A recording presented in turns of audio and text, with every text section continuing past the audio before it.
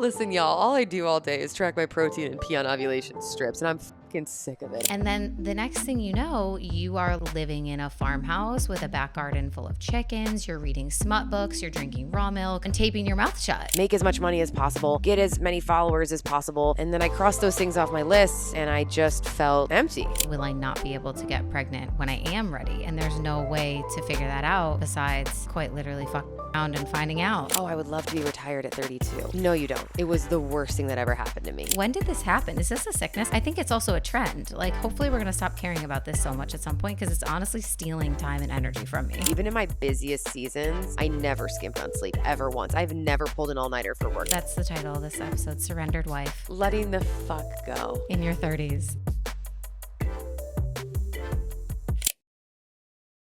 Well, welcome to the show, Ange. Yay, I'm so excited to be here with your calm, soothing soul.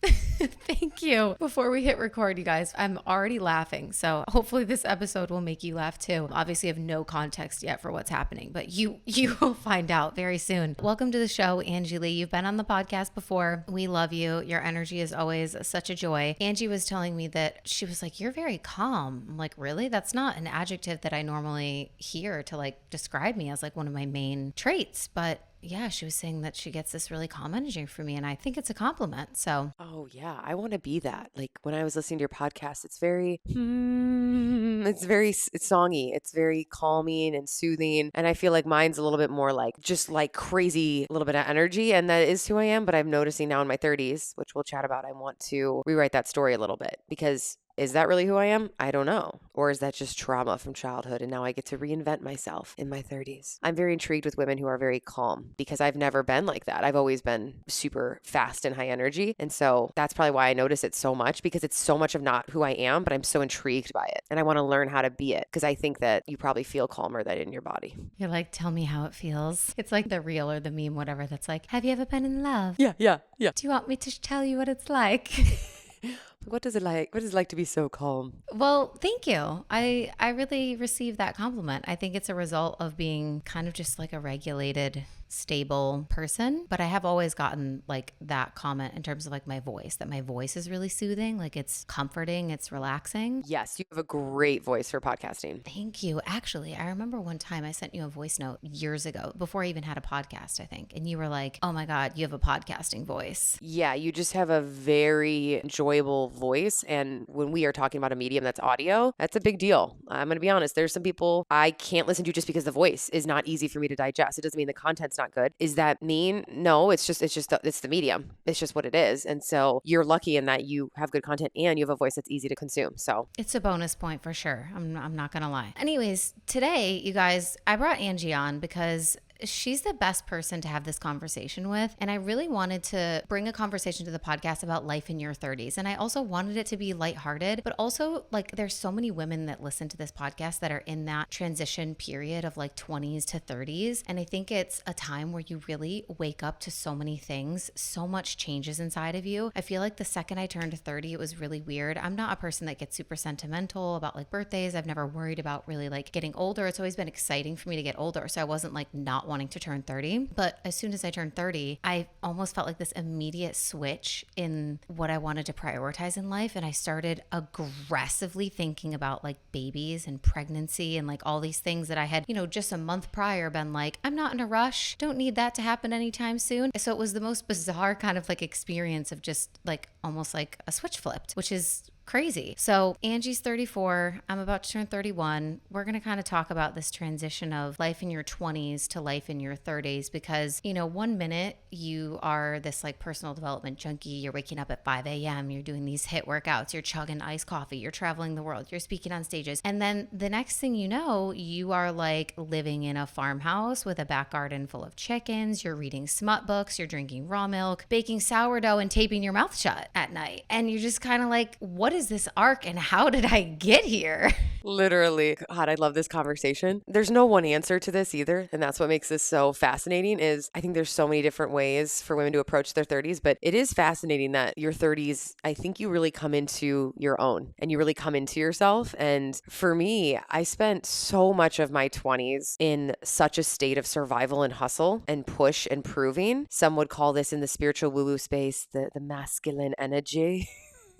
I don't know what that fucking was. Sure, call it that. And then I felt like after that, I was just so burnt out from that and felt like everything I was doing was just to get approval and to be liked and to make money. And that gets old really fast. It really does. The things that you think you're going to be excited about when you get there and they're not, what do? And so I had this huge wake up call around what do I actually care about? What is actually success for me? And I'm still in it right now, to be fully transparent with you. I'm in one of arguably the hardest seasons of my life, emotionally and mentally. I'm trying to figure out what that is. What is success for me now? Wanting to be a mother soon. There's just so many different things now that I'm considering and taking into account that when I was 28, I didn't really think about. I didn't really care. It was just make as much money as possible, get as many followers as possible, get the most downloads, have the biggest event. And then I crossed those things off my lists and I just felt empty. So what do you do when you hit your peak early and you got what you thought you wanted? Now you have to really figure out what is success and reinvent yourself. And so that's where I'm at. That is exactly where I'm at. And I'm really trying to redefine that. And I think there's a middle ground too. You know, it is so funny on social media. You see the girl boss who's hashtag childless by choice and she's jet setting around the country, being a girly boss, making all the money, right? We don't need men. We can just make our own money. And that's like, bleh, to me, I'm like, oh God.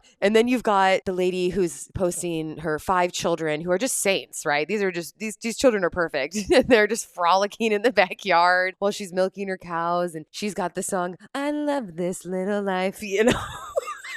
For her reel. And you're like, what the? That's also fucking like confusing because we know it's not easy to have 5 children in a farm. Come on, that sounds like a lot of work too. So it's very, very confusing because right now on social, I find that it's really hot to have things be this either or extremes. And what I've realized is I want to be somewhere in the middle. Obviously, I am a huge fan of women working hard, being ambitious, being creative. I wouldn't be who I am today if it wasn't for entrepreneurship and going for my dreams and doing those things. And becoming a mother is and will be my number one priority. It has to be. It's going to be the thing that I want to be my purpose. And then my work is just my creative outlet and it's just maybe an additional purpose. Or how should I phrase that? It's my first priority. And then those other things enrich my life in different ways as well. So I'm going to have to figure out that dance, which I'm a little nervous about too. So it's just, I'm just a different person now than I was even 5-6 years ago, which I'm glad. I'm glad I've changed, but I'm surprised by how much I did because I assumed that I was going to feel how I did at 27 forever. And then hormones kick in and your life changes and you realize that what you thought was success might not actually be success. So I'm in my reinvention phase, my redefining happiness phase, redefining joy and finding that balance. I'm so committed to figuring out how do I live this really kick-ass fun life, have a great marriage, and also be a great parent and also have creative passions and show women that that's possible. I don't know, but I'm going to figure it out. And I'm super committed to my account becoming that journal of that, I guess. I assume that's kind of what will happen because that's where I'm at. So it's so funny that you mentioned the extremes because I was going to ask you, like, on a scale from like rich bitch to like ballerina farm, where are we sitting? What's so funny is, and I could go off on a huge tangent with this, but when women watch Ballerina Farm, they think, oh, this woman is just in her cute little dresses all day, taking care of her chickens and making sourdough. They think she's a trad wife. Y'all, let me tell you something. This girl is crushing it. She's making a lot of money filming her life all day long. She is online all day long. She's creating content. She has partnerships. She's doing brand deals. I don't know if she also has merch. I'm not sure, but a few of my fellow entrepreneur friends and I were talking about this. We were like, dude, you know what's so funny is that she's giving off this illusion that she's a trad wife, but the real trad wife, you don't see her on Instagram because she's with her children all day and that is her full-time job. So, and that's fine. I love it. Actually, I wish she would just own it a little bit more and be like, guys, I'm feeding chickens and I'm also running this digital empire. And this is what it looks like to do both. That's really cool. And I don't know, maybe she is being honest about that, but it is funny when women think, oh, she's living the simple life. I'm like, guys, if we lived with her for a day, it would not be simple. I think it would be so far from simple. And I think there's also this, and I'm so curious your thoughts on this. I experienced both extremes. I was super hardcore hustle, masculine. All I care about is work. And then I went super, what I call hyper feminine. It's almost where you go to the complete opposite and you have no discipline, no structure. You don't care about anything. I don't want to do anything. I'm just going to float here and be because all these spiritual books told me that being feminine is just being. You just be, right? You're just there and things just happen. And then that gets really boring and it's very unfulfilling. I experienced. And so I have found out the hard way that the answer is somewhere in the middle. And that's not easy because it's so much sexier to choose an identity. And yeah, that's where I've been at. And I think also just figuring out now what motivates me, because I realized before, you guys are getting like a therapy session here, what really motivated me was when I was in states of stress. That's really where I've made a lot of money, is from states of anxiety and stress. And I'm grateful for that I'm still living on that money. Like that's amazing. That's beautiful. I've built soul. I've done a lot of cool things with it. And I don't know if I fully in my central nervous system know how to make money from a place that's not of scarcity and of fear. And that's really scary for me, because I would love to know what it's like to make it from joy. And I don't, if I'm fully honest, a little bit, but I more so know how to make it from a place of pressure and proving, competing with myself or comparing myself to others and thinking, oh shit, maybe I should do that. Like I really know how to turn that on. But that fuel does not last a long time. So that's something I'm working on. And I believe it's totally possible. It has to be. And so I just realized that the other day. I was like, oh shit, when you feel safe, you don't feel as driven. How do I feel safe and also still have that drive? Driven at the same time. You know who talks about that too is Stephen Bartlett. He's mentioned this a couple of times on his show. He talks about like the idea of either being driven or dragged. And he talks about his success and how he's really obsessed with work, and him and his partner want to have a kid soon, and they're thinking about that. You know, they're in their early 30s also. He's obviously, you know, created so much wealth and success for himself and his life, but he's like, I can't stop almost. Like I just want more and more and more. I want to do more. And he's like, when I really think about it, like I do think that I'm being dragged, not driven, just based on like childhood and, you know, growing up really poor and having to steal to eat and all these things is like, then you have this intense drive. But I think even like you were competitive probably your whole life, right? Like weren't you in gymnastics and stuff like that? I don't know. I think like as a kid, if you grow up like really competitive, especially in like I was a competitive dancer, and it's always about, unfortunately, it is about winning. And also kind of like there's a lot of comparison because you have to look to your left and look to your right to know how you're doing.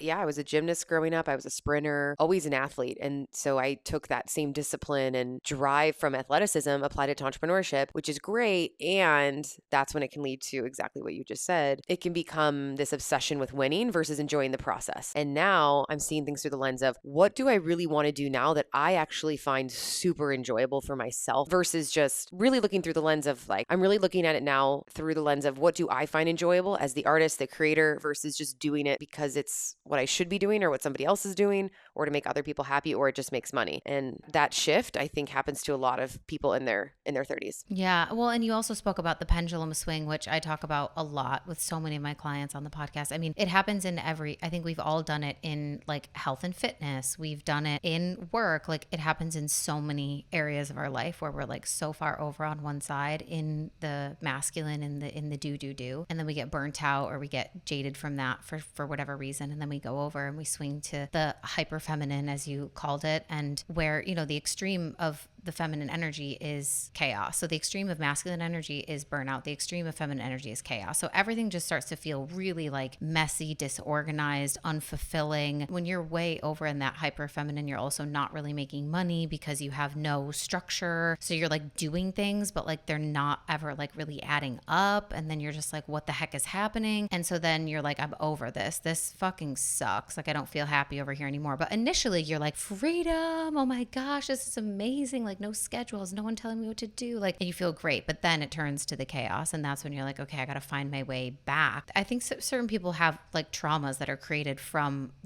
however they were showing up in their hypermasculine or in their hyperfeminine. Like a lot of people have trauma from like burnout in a career or overworking in some capacity, or if they were like in fitness and they like were doing the competitions and they like went so hard, then they find it even just, it feels scary almost to even go back to some sort of structure with their workouts, or it feels scary to like even lean into a little bit of time blocking for their schedule if they've been burned from, you know, a work burnout situation. So it's almost like reintegrating that part of yourself and reminding yourself that it is also safe to embrace that masculine energy that you have and like bring it back in to find that kind of yin and yang. And I think to be fair, like we're always kind of like dipping in and out of the two. But to your point, it's definitely easier to conceptualize who you are or what you should be doing when you can fit into one of those clear boxes. Absolutely. And for any women listening who have also struggled with eating disorders or obsessive exercise orthorexia with my history of orthorexia and obsessive eating and dieting and bikini shows and all of that. It makes sense that I've really lived my life in extremes. So it makes sense that with business, I did the same thing, make a ton of money. By 31, I didn't even need to work. That's insane. That's great. I'm not saying that from like a privileged look at me place. I'm saying it because I worked for it. But then it's so weird that everybody wants that and they think, oh, I would love to be retired at 32. No, you don't.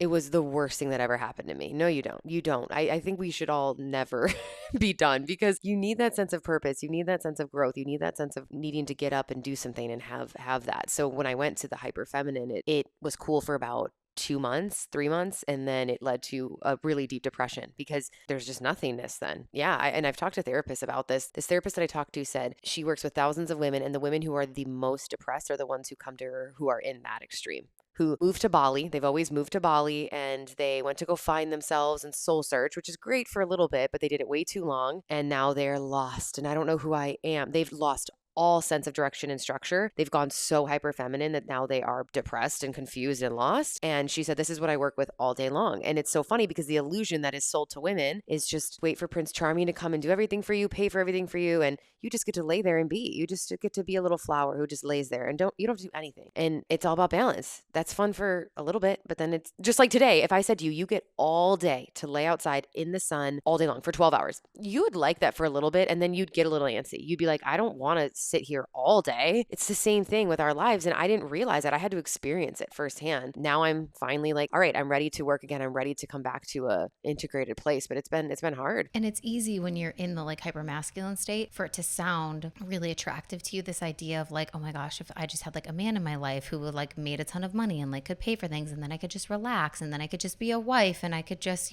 clean the house and do whatever. And like some people do like thrive in that kind of like homemaker role. And I think that is a role in and of itself. So if you are being a wife or a stay-at-home mom, like you absolutely are working. So you have a purpose. But if you don't have kids, so you're just sitting around and then you're like, what am I doing? Like we need something. We need some sort of purpose. Haven't you heard all the studies about like how people like die like really soon after they retire? Oh yeah. And I'm going to share this with you guys here because I own a product brand that we're going to sell soon. And my brother and I with Soul, we've been in many conversations about what this looks like after the sale and we've sold part of it. But I mean, it's a big deal emotionally and it can mess with people's psyche because we have many friends who have sold big companies in the wellness space. Some of them you guys know of, and it's really sad what happens after, which is so ironic because you're like, what do you mean?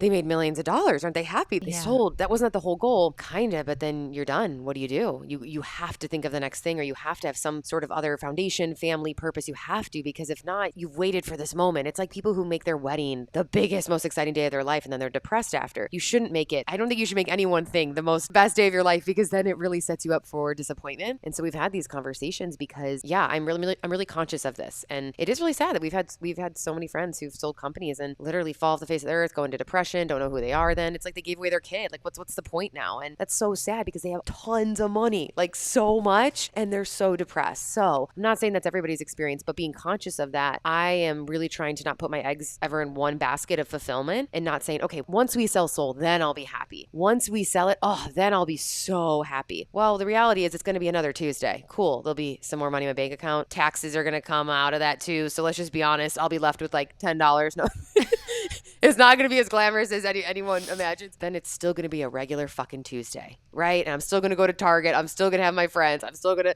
nothing's really going to change that much. And so I'm aware of that. And I'm really hyper conscious now of enjoying the journey, especially as an Enneagram 7. I'm like, okay, wait, how can we make this so fun? So when we look back, we loved how we built Soul, not just, we need to get this amount of money when we sell. And then once we have that, now I'm happy. And so my brother and I talk about that a lot because he's a little bit more outcome focused because he's a man, obviously. So it's like, get to the goal, get to the number. And I'm like, let's have fun while we're doing this. You guys definitely accomplished that, having fun along the way. But yeah, I have heard of a lot of similar stories of that, of when people sell, it really messes with them emotionally. And I think it's another great reminder that it's not ultimately money that makes us happy. Obviously, there's a certain amount of money money that we need in order to feel safe and free and all those things. But we like to work. We like to have a purpose. And I always remind myself of that. Like, I think it would be weird for me to just not work or not do anything for the rest of my life. Like, I would be so bored. And so I know a lot of us are like looking forward to like, oh, when I have enough money to where I can like only work for 4 hours a week, or when I can retire by 45. And we're like thinking that that's going to be the thing that makes us happy. Sometimes it does bring a little bit of peace of mind to remember a lot of your happiness comes from feeling purposeful, having something you're excited about, having a project that you're working on, you know, wanting to go record a funny video for Soul with the whole team. Like, when that's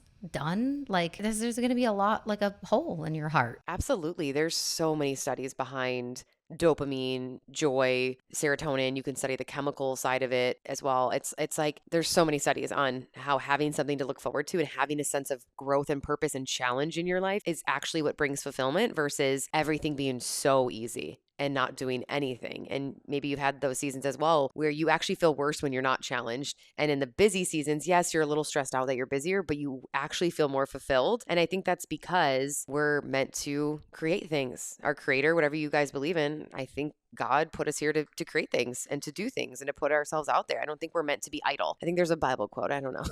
Something about idle hands, da da da da. So I'm curious how that shows up for you. I don't know, guys. I'm not the expert at it, but I do know that is just so true. I'm curious for you. You're 30. You seem like a woman who's very integrated in your feminine, but also you do love doing work that you love. That's the asterisk.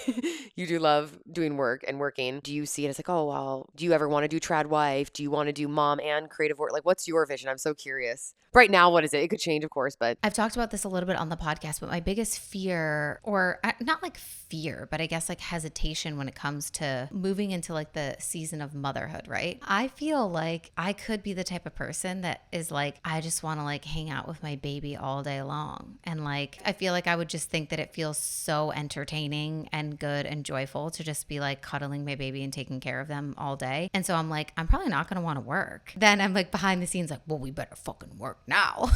Because I feel like I'm going to be the person that's like, and I'm done. Bye, guys. See you never. But also, it's from the whole conversation that we had, I also know that that is seasonal. It'll like come in like ebbs and flows. And so there could be a season where you're like, yep, I'm just a mom now. Don't want to do anything else. See you later, everybody. And then, you know, you could really want to work. I've found it helpful to like ask my entrepreneur friends and mentors that are moms about their experience, and everyone's experience is so different, which just goes to show you like you never know what's going to happen. Like some people are like, pregnancy was so hard, it took me out. Other people are like, newborn stage was like not my favorite, not going to lie. I really struggled. Like mental health was not good, was not able to be productive. Other people were like, I prepared so much for my maternity leave, and then I was actually so energized and ready to go, and I just wanted to work. And then I had all this free time and I was bored. And so there's been so many different like stories and versions that I'm like, well, I guess it's just what it's going to be for you is what it's going to be for you. I think like in terms of right now in my life, I definitely love to work. Like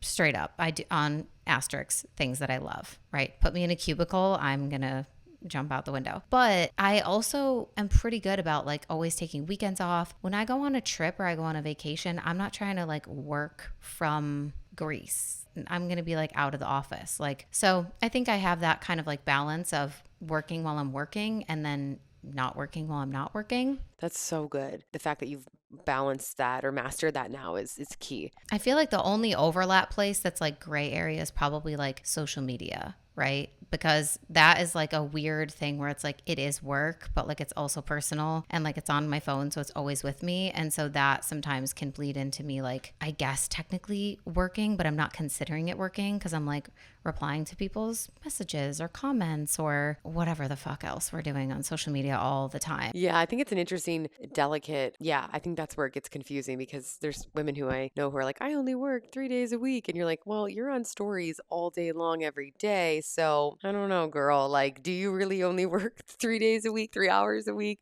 You're on Instagram all day long, answering or selling something. So not that that's bad, but just be honest. Don't sell the dream that I'm a stay-at-home mom who only works 3 hours a week. You're on your phone all the time though. So It still is work. I consider that work if you're selling or communicating with your audience or your customers. So yeah, it's going to be an interesting journey for both of us. And I think that we'll find that dance. I think that's so normal. I feel exactly the same because it's anything that's on a pedestal or is a fantasy. It always seems it's like no different than when someone's like, you're going to meet your dream man. And you're like, oh my God, I'm just going to want to hang out with him all day long. How would I do anything else? And they're like, oh, that's cute. Don't worry, that will wear off. It's like, yes, of course. And you will then realize there's other parts of you that need to still be integrated a bit, right? And I think for the women listening to your show especially, I think there's something to be said about your children seeing that their mother has a life outside of them that doesn't need to necessarily be crushing it in work. It could be hobbies, it could be female friendships, but I do think that's very healthy for children to see and something that I wish I would have saw more of because when you don't, you develop codependency. And so I'm trying to be aware of that. Like, okay, I know I'm going to want to make this child or however many I have this my entire world an obsession, but that's actually not healthy. After talking to many therapists, y'all, that's actually really unhealthy because as much as our society makes it seem like that's healthy, I think it to a degree it is. Of course, you want to be a good parent. And if you give up every single aspect of you, what makes you you for them, now what you've created is a codependent relationship. Those people leave your house after 18 years if you did parenting well. So now what? What are you going to do? You just gave up everything, all of your, right? I think that can be a little scary. So that's something I'm thinking about now, even though I'm like, yeah, I'll just do nothing. I'm like, hopefully I will, once I'm ready to, obviously, after probably like 6 months to a year or something, I think I don't know. I just think it's healthy to still have your own sense of identity. And this is coming from talking to tons of my friends who are moms and entrepreneurs. They're like, listen, I get it. You're going to feel that way for like the first 6 months. And then all of a sudden you're going to be like, all right, I need to like bring me back in a little bit here.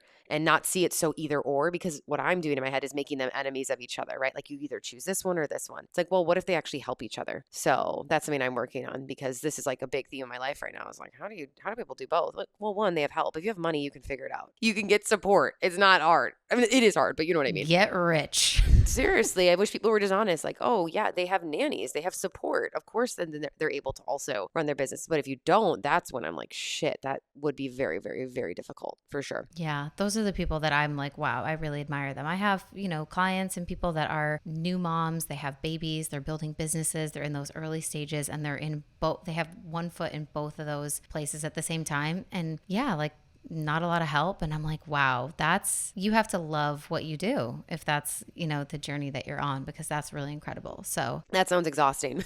I know. I'm like, oh my God, fuck. You've been talking about becoming a mom for a long time. What is your kind of like perspective on, do you feel that you're not ready yet? Are you waiting for something to happen?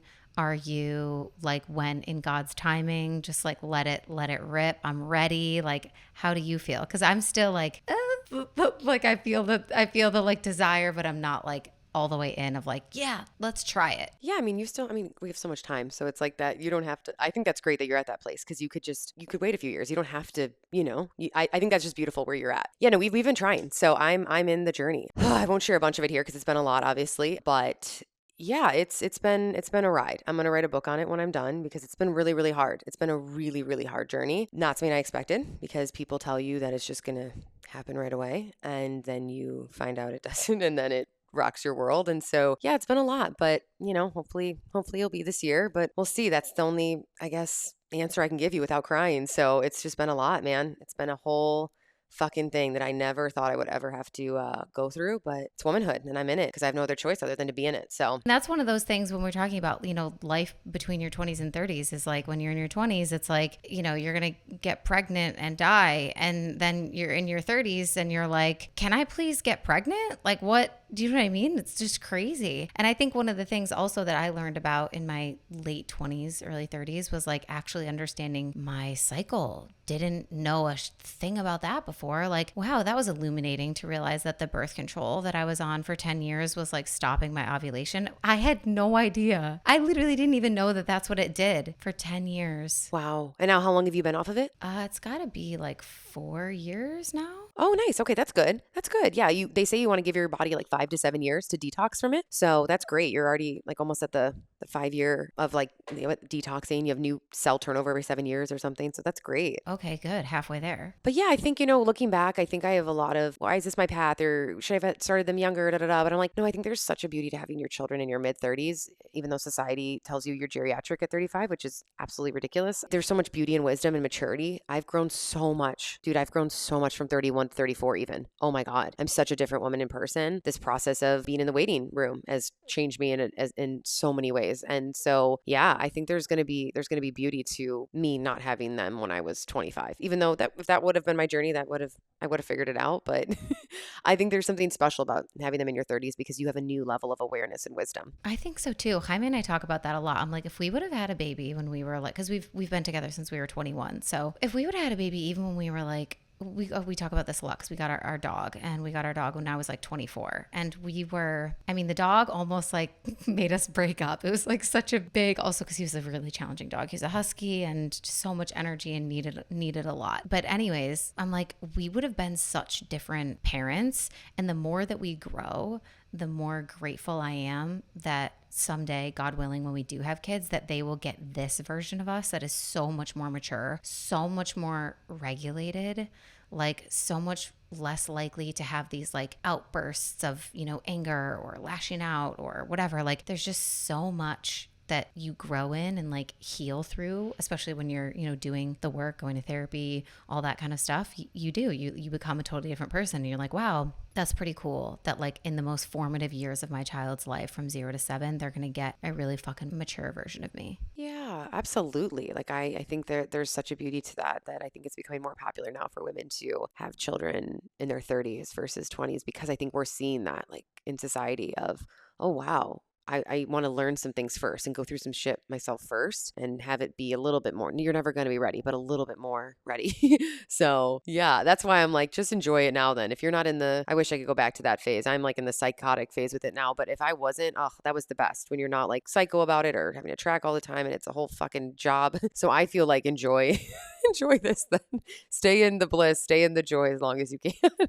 Yeah. But then it's also that it's like, you worry about like not wanting to get pregnant if you don't feel ready. And then you also worry about, will I not be able to get pregnant when I am ready? And there's no way to figure that out besides quite literally fucking around and finding out. Literally. And no one tells you that. No one prepares you. No one tells you. But yeah, I'm excited. I'm going to write a book about it. I actually have the title and everything ready. I've been documenting behind the scenes as much as I can because I don't know. I always go back and forth if I want to like do the whole thing publicly and take people on the long journey with me. But with something this intimate, it's like I don't. But I'm like, when I'm going to release all of it and it's going to be a whole thing on all of it. And I'm really excited because the excitement and passion I feel now and connection for other women who are in that is like huge. And so, yeah, I'm excited to release it when I'm on the other side because I think it'll be really, really powerful for other women who feel like no one talks about the waiting season. They just talk about pregnancy and postpartum, but nobody talks about how excruciating this can be and you don't know what to do. You go crazy. And so I'm like documenting the whole thing so then I can come out with content that hopefully one day I'll laugh at and be able to help other women. It'll be a gift to your past self and to anyone who's also going through something like that. So thanks for sharing. Well, we'll be on the journey. I'm excited to see how it unfolds for you and sending all the baby dust your way. I want to ask you, you had a post recently about things that you've done to like get leaner or have more energy in your 30s. Yeah, I'd just love to get like your perspective on health, like eating, workouts, the differences in your 20s and your 30s. I mean, like when I was in my 20s, I put a whole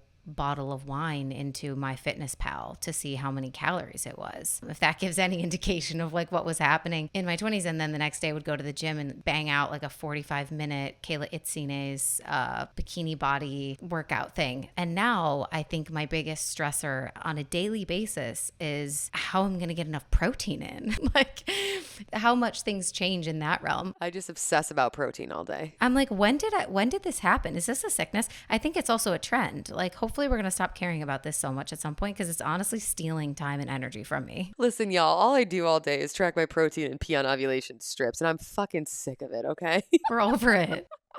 Maybe I'll just be a childless vegan. My life would be so much easier. Oh my God, right? But I do think protein is very, very important. And I talked about that in that post because as we get older, we need more to maintain our muscle. And I'm a huge, huge, huge fan of Gabrielle Lyon. Her work around muscle and metabolism and protein is fascinating. Go check out her work. I've always loved protein. So for me, that's actually really easy. I love protein. I love meat. I'm basically animal based. I could eat meat and protein all day long. It's the other stuff that's hard for me to get in. I'm not the best at getting in healthy fats and veggies and healthy carbs. I can skim skimp on that stuff. So that part is somewhat easy for me. But what was hard for me is shifting the mindset from more exercise and more intensity is better and killing myself in the gym is the goal, to being kind to my body and not overtraining and focusing more on walking and lifting here and there. And just especially now in this season, the preconception phase, I am really trying to help my body feel safe. And so the last thing I want to do is go to Barry's boot camp and do who the fuck knows what burpees for 50 minutes at 5 a.m. Jumps, jump lunges,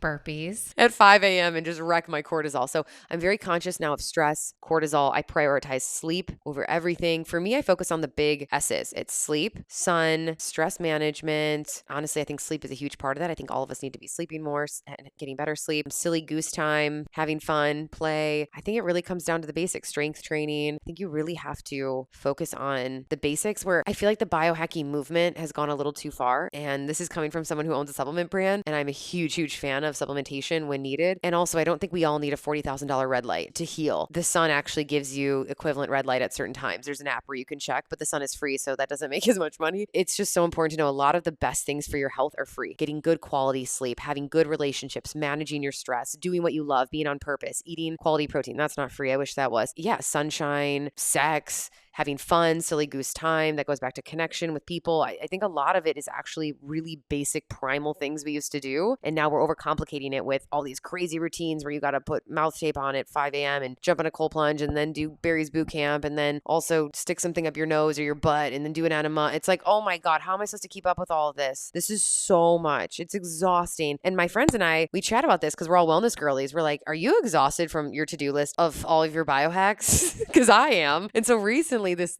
last few months, I'm like, what would life look like if I did less when it comes to that? Just move how I want to move. Right now, I'm mostly just walking because that's what my body wants to do right now. Weighted vest walking, getting really good sleep, eating whole foods, but not obsessing about all of the calories or anything. And it's been interesting because it's still hard for me a little bit to not slip back into the obsessive, let me count every calorie, let me freak out about macronutrients, let me think I need this next fancy red light, blah, blah, blah device that's going to fix everything for me. And you have to be careful. You have to have discernment and really make sure you first have the basics down, and then you can add on a fancy gadget. But if you're not getting sun first thing in the morning to optimize your hormones, if you're not sleeping well, if you have toxic relationships, if you're eating processed food, it doesn't matter if you go buy a red light. So that's kind of where I stand, is I think it's actually going back to the basics. Yeah, for sure. I'm such a basic bitch. Sometimes I'm like, I wish I had more fancy stuff. Like, I'm really sold on the red light. I want the red light. I'm like, I'm so basic. I work out 3 times a week, just lifting weights. That's something I started this year. At the start of the year, I was like, I'm going to get a personal trainer. I'm going to learn how to like lift heavy and really just focus on building muscle. And I have done that 3 times a week for this whole year. And that's really all I do. I mean, I walk. I'm not hitting 10,000 steps every day. I would love to, but it really just depends on my work schedule, because sometimes I'm here in this chair recording or with clients or, sitting like a lot. But I do have a dog, so he gets me outside. We go on walks. Sunshine is huge. Luckily, I live in Florida, so no lack of that. We get sun literally every day, which is amazing. And we have these floor to ceiling windows in both of the bedrooms. So in the morning, we really just like wake up with the sun, like the sun rises over the ocean and just like comes into our room. So yeah, the natural light wakes me up, which is supposed to be good for you. And yeah, like I'm not very complicated. I don't have like a huge, crazy, complicated morning routine. Most of the time, I'm just making sure I get breakfast, take the dog for a walk, and then I start working. Wow, I love that. You keep it simple. Food. Have you ever had issues with it? When I was in my 20s, I never had like an eating disorder, but I definitely had disordered eating thoughts.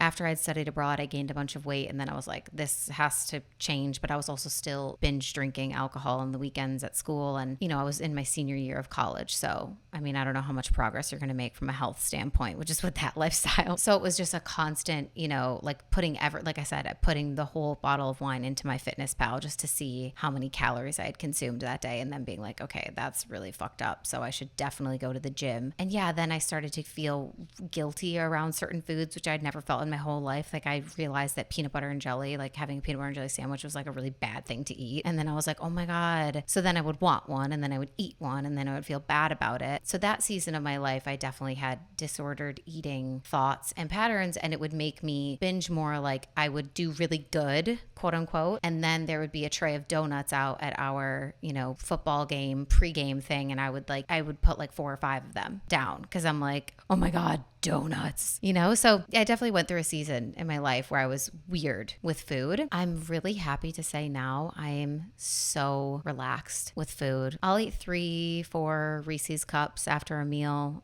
and I'm like happy about it. Oh, wow. You're really balanced. Do you limit any foods? No, Wow. You eat carbs, proteins, fats. I eat whatever I want. I mean, this is not good, but like sometimes I'll eat like a whole of the like little thing of like Ben and Jerry's, but I feel fine afterwards. I'm not like, oh my God, that was so bad. I shouldn't have done. Like, I'm not trying to correct. I don't have like corrective behavior with food anymore. Have you ever been overweight though? Do you find that your body is pretty, you're naturally fit? Like you're naturally. I would say I'm probably naturally a little bit leaner, but when I was studying abroad and when I was in college, I think it was had a lot to do with the alcohol, but also I wasn't eating the healthiest foods. I didn't even know. And even, I think we're just finding out now about how unhealthy certain things are that we thought were healthy. Even like health, quote unquote, health foods had so many bad, chemicals or seed oils or things in them that we weren't even conscious of 10, 15 years ago. Even when I thought I was eating healthy, I probably was putting things in my body that were not helpful, but I was definitely not, I had no thought about like protein or eating a balanced plate or anything. And I was binge drinking alcohol all the time. And I have a huge sweet tooth. So like love ice cream, love treats, love all the things. I was probably like 15 or 20 pounds like overweight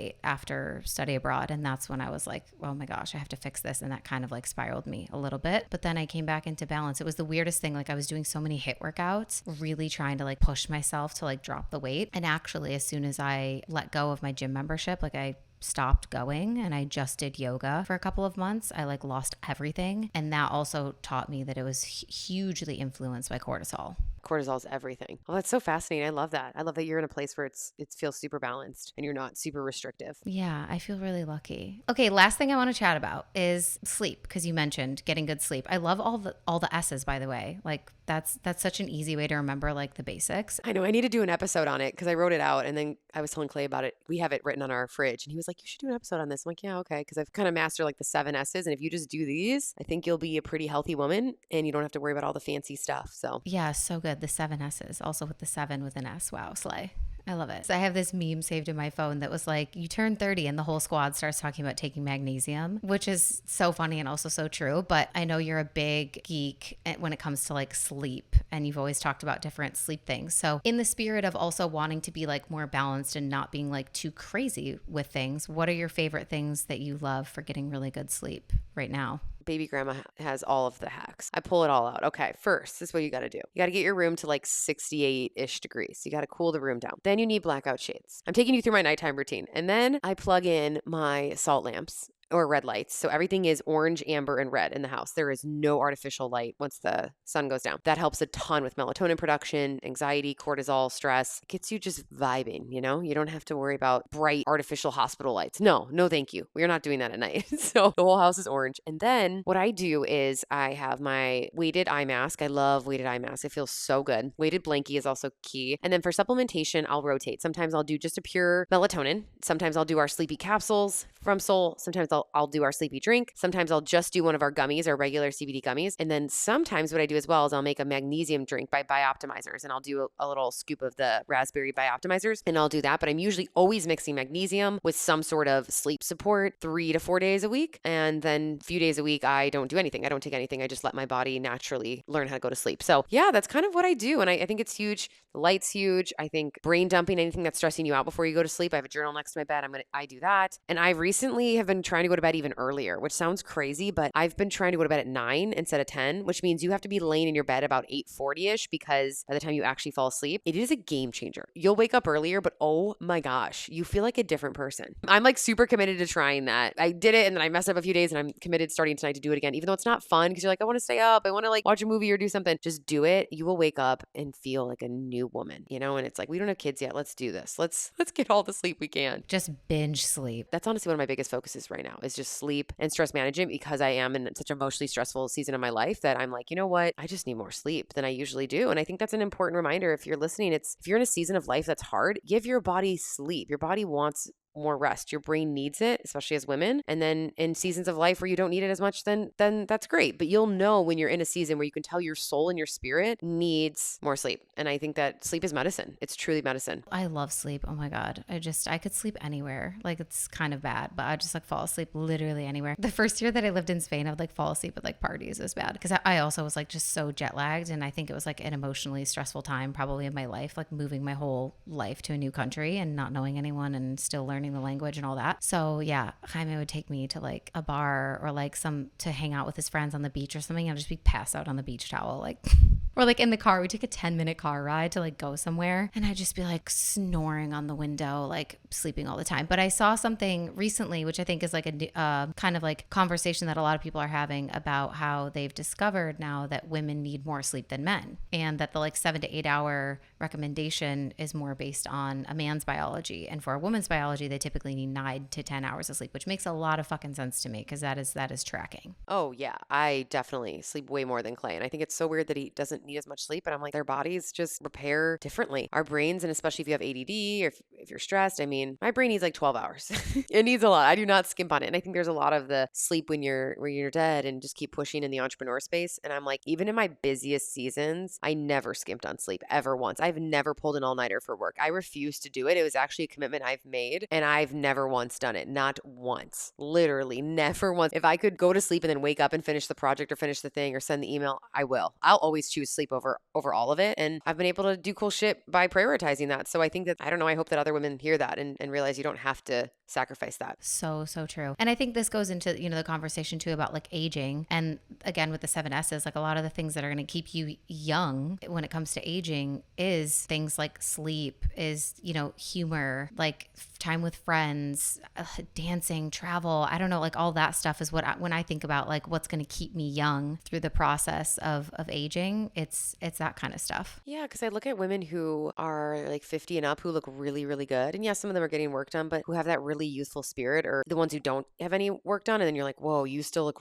like you look really good. What are you doing? It's honestly, it's so weird, but I've been like studying this. It's never the woman who's like, oh, I have this machine and this biohack and this, da, da, da. It's not like the control freak who's doing all that. It's always this woman who's like, yeah, I eat pasta and I have wine here and there. And me and my husband, we hang out, we do this. And oh, I have these hobbies. And it's like this free woman. Honestly, I'm like, you're eating worse than me. You're working out less than me. You're having more, like, what? She's less stressed. She's just living. And I'm like, oh my God, you have McDonald's once in a while? Oh my God. But she looks vibrant. Her skin looks good. And I've really been taking that into account lately. I'm like, maybe I need some McDonald's. Maybe you need some McDonald's. You know what? I gotta say, the occasional burger, fry, and McFlurry, wow. That sounds so good. I haven't had it like since I was little. I have no idea what McDonald's even tastes like. Oh my God, Ange. Dude, literally since I was little. Should I just go today to McDonald's? Hey, why not? Just shit my pants. It's 11:11. It's your lucky day. And just shit my pants when I get home because my body is like, we have not had food like this in forever. Yeah, maybe just do like a couple fries. Maybe not the whole. One or two. Dunked in a little bit of the McFlurry. That's so funny. That's the biggest thing, as you can tell. I think a lot of what I'm working on now is this releasing control and working on central nervous system. And I think the woman who, I don't want to say wins because there's no prize at the end. We're all going to die, but it's the happiest people, the happiest women that are thriving. I've noticed one of the biggest lessons I've learned in my 30s is the woman who is at peace, who's calm, and who's not psycho and controlling. And that means all areas of life, motherhood, career, wellness. And that's something I need to work on because I'm naturally someone who will be the controller and hard on myself. And so that's what I'm working on, which is so counterintuitive to what, we thought, but here we are. I think for me, it's going to be a huge test letting go of control with kids and not wanting to correct how they do things or like teach them the better way. Oh my God, I had to learn this so much with my partner. And I'm not perfect. I'm not perfect because I'm like, I can do it better. And that's bad. That's bad. Don't do that, ladies. Especially with men, ladies. Don't do that. I've been reading books about that. Don't. I actually read one of the books that you posted about the surrendered wife. Oh yeah, I interviewed her. Yeah. Oh, did you? Did you? Oh my God, so funny. I was just thinking about all the people that would be so mad about listening. You know how like it's quite polarizing if you're not in the right headspace to like receive it. I was loving it, but I was just thinking about people who have no space for like nuance would probably be listening to all the angry feminists would be listening to that and just be not happy about it. Yeah, they're gonna be like, oh shit. I have to re-record the intro because I'm trying to figure out a way to say it where I'm like, and I'm trying not to censor myself anymore. I don't care, but I'm just gonna be like, listen, you have some nuance when you listen to this, and it's helped me. It's been a game changer, and I'm obsessed with that topic right now. Like it's my favorite thing to study right now, and I kind of want to start talking about it more because it's fascinating. fascinating. And she opened my eyes to so much that I was doing wrong. So That's the feminine energy in relationship of like letting the man lead. And oh my God, if you guys want to go listen to that book and also check out Angie's episode with the author, because Laura Doyle, she's awesome. yeah. It might sting, but honestly, it didn't sting me. I was like, oh, I have a lot I need to work on. Oh no, yeah. I listened to it and I was like, facts. I should probably do that. I think women think that it means you have to be oppressed. And it's like, no, no, no, no. That's not what she's saying. She's saying actually be joyful, be happy, and be respectful. That's really ultimately what it's about. It's not like you have to feel like you're oppressed now, by the man. It doesn't mean that you don't have a voice. I think some people, and also I think that people are going to carry their lived experience into anything that they go into, and they're going to see things through their lens. And if you have been in abusive relationships or situations where the man's masculinity or his power or his leadership was unsafe, then you're obviously going to have a different perspective. Yeah, true, true. So there's, space for that to be true as well. But that's part of the journey of us becoming more relaxed, more surrendered, letting go. That's the title of this episode, Surrendered Wife. Letting the fuck go. Letting the fuck go. Becoming a surrendered wife in your 30s. Becoming a surrendered woman. I love it. So good. Thank you so much for coming on, Angie. It's always fun having you, and we just have the best, most like real, honest conversations. So thank you for your honesty and sharing everything and just being you. Oh, thank you so much. This was so good. I loved it. Yeah, so much fun. All right, you guys, hope you enjoyed this episode. If you know someone who's in this season of their life, if you have a friend, a sister, anyone who you think would enjoy listening to this real conversation, copy the link, send it to her in a message, let her know you were thinking of her, and we will talk to you guys next week. If you loved this episode, make sure that you let Angie or I know so that we can connect with you guys in the DMs. We both love to chat. We are the people behind our social media, so we will be in the DMs with you guys. We love you so much, and we'll talk to you next week. Bye.